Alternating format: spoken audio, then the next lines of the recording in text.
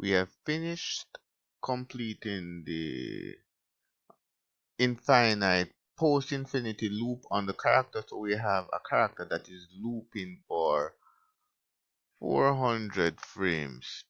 Now, what I'm going to focus on now is having a camera rotate around her.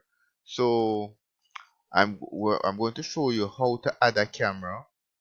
I'm going to show you how to have that camera rotate around her in a circle so that it gives the illusion that she's walking in space um, behind, and we're going to put a simple background. So when the camera rotates around her, you're going to see that camera rotate, and so we're going to look at all of that.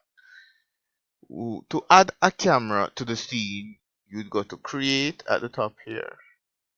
Go down to camera, and you have different types of cameras: camera aim and up. But the one that we're going to add, we're just going to add a regular camera. Now when you add the camera, it is added to the scene, dead center to the scene. So the camera is over here. So so instead of having to just try and navigate and zoom in all the way over here to where the camera is, the camera is currently selected. So I'm just going to press F on my keyboard. And what F does is that it frames in on the specific object that is selected in your scene. So now I can rotate around the camera, I can zoom out, and now I can move the camera over, and I'm going to rotate it along its y-axis to point in the direction of where the character is. If again to frame, I'm just moving the camera into position, moving it into close proximity to her.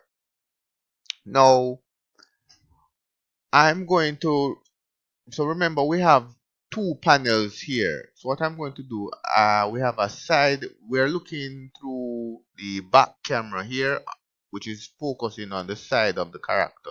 So I'm going to turn this camera view to look through the lens of this camera right here. So what we're going to do is select the camera, go over to this panel here because I want this viewport to look through the lens of this camera. So we're going over to this viewport. We're going to go to panels. Then we're going to go down to look through selected. So because this camera is selected, this viewport over here will look through the selected lens. And you can see the name of the camera here is camera 1. And we can see the name of the camera here, which is camera 1. And any move I make to the camera, we can see it happening through the lens of this camera here. So I'm just going to position this camera. So I'm going to turn on the resolution gate, and the resolution gate showcases the area that will be rendered and the area that will be cut off when you complete your final render. The resolution gate is this rectangular icon with a circle in the middle. We click on that, and it turns on the resolution gate here. And we can also see the current resolution for the scene, which is 960 by 540. Later, we're going to change that to 1280 by 720, which is HD 720. So I turn on the resolution gate so that we can position or set up the composition of the scene correctly. I'm going to just go in a little bit closer. Make sure that there's even space on this side. Just bring up this. So I think that she's a little bit over. She can be centered over a bit more. So so what I'll do, I'll select the camera. To have her centered a bit. A little bit more.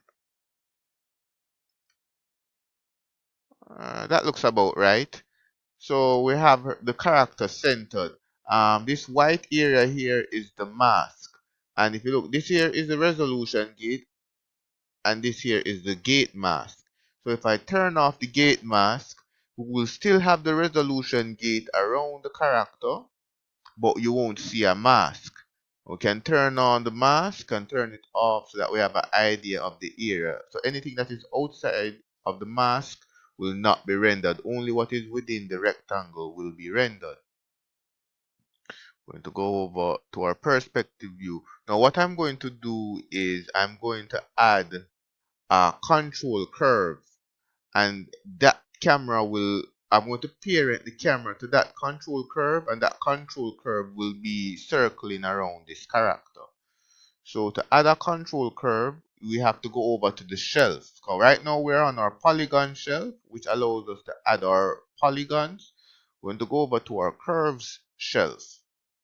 When we click on our curve shelf, we'll notice that we have some control curves here. So what we're going to do, we're going to add the circular control curve. It's called a NURBS circle.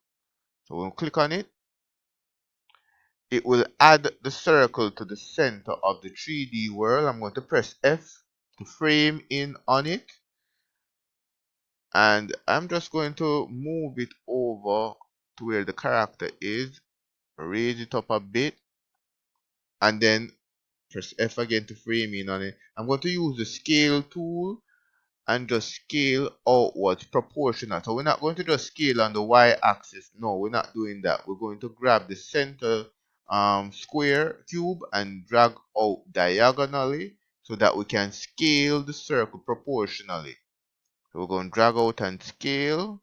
And you'll notice that the scale values here are all even for the X, Y, and Z, which is currently at 15. So we're just going to continue to scale out a bit. Camera is all the way out there. Now, this character, we want this character to be dead center of the control curve. Now, there's a way to do it. We could try to eyeball it and try and see if she's dead center in the control curve, but it won't be exact. So what we'll do, we have a feature called match transformation. So when we go to modify, we have match transformations, and we can match the translation of this control curve to a control curve of this character. So if we look, I'm going to use her waist control here as a point of reference to center the character. So in order to use the match transformations, we're going to select this control curve. I'm going to zoom in on the character's waist. So I'm using this here. So what I'm going to do, remember that we have this selected. I'm going to hold down shift and then select the control curve here. And what we're going to do, I'm just zooming out so that you can see what will happen. We're going to go to modify. Go down to match transformations. It's in green because it's a new feature in Maya. And we're not going to match all the transformations because we don't want to match the scaling and the rotation. We just want to match the translation, which is the movement of the circle. When we click on that, you see how the circle shifts. So if we look now, we can see that the circle is now the character is dead center of the circle. So we can now but remember we positioned the camera out here for this distance. Okay, I can see the control curve here, so it needs to come down a bit. So what I'm going to do is that I'm going to scale out the control curve until it meets the camera here. Alright, that looks about good. Now, once I'm satisfied with this, I'm going to select the camera. Because what we're going to do, we're going to parent the camera to the control curve. Remember that assignment we did with parenting objects together? So, whatever you select first will be the child, and whatever you select last will be the parent. We want the control curve to control the camera. So, I'm going to select the camera first, hold down shift, select the control curve last, and we're going to press P. Just press P on your keyboard and it will parent it. To test if it is parented, you're going to select the control curve, and if the control curve if both the control curve and the camera are selected together, it means it is parented successfully. So I'm just going to test it. I'm going to rotate along the y-axis, and you can see that we're able to rotate around the character. Now, there's one of two ways we could animate. We could physically rotate the camera all the way around back to its original position, and then that would be animated. But we're not going to do that. We're going to type in the values for it. So we're going to type in 360. So we've seen that it rotates. When I move this, you notice that it rotates along the rotate Y.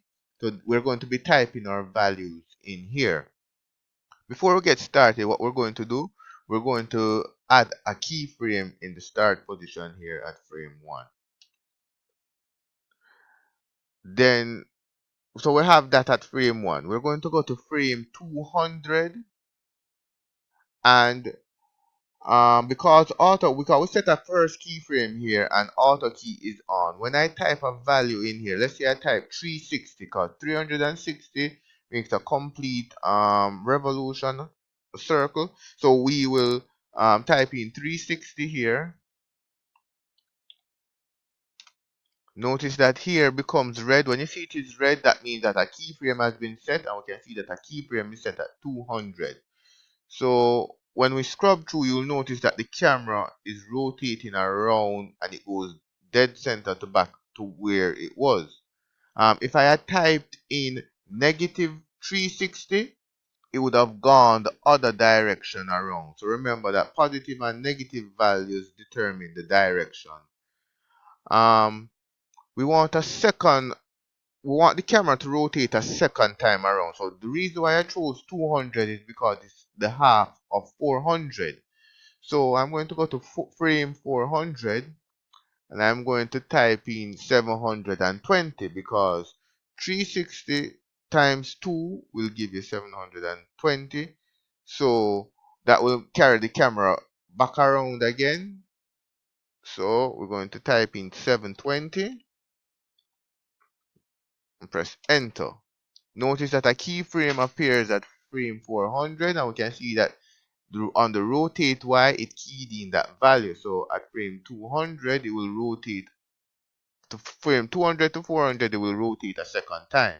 Let us click within this view window here and see what the end result is. So we can see that the camera is now rotating around the camera is rotating around the character. So it's rotating a second time around, and this will just give that it will give the illusion that she's walking continuously within a empty space. So this is how you animate the camera. Now, this is very important to note that when you finish animating the camera, it is important that you lock the camera. If the camera is not locked, you could accidentally zoom in the camera. So for example, if I'm within this viewport here and I accidentally roll the mouse wheel like that, you will notice that over here, the camera is now located close to her hip. So you have to be careful. Now when I zoom out, notice that the camera is all the way out here. So it can affect the animation if you accidentally so I'm just going to undo that. Go back.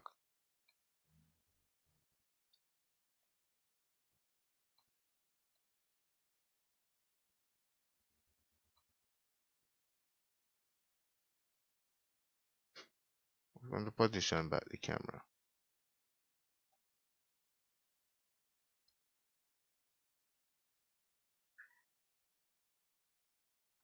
Alright, so we're good. So to lock the camera, so I'm going to show you how to lock the camera. Within this viewport, you will notice that you see a camera icon here, which is the select camera. And here we have a camera with a lock beside it. So we're going to click on that. And I want, before I even click on it, just notice the camera is selected right now. So I want you to notice what happens over here in the channel box. So we're going to hit the lock camera icon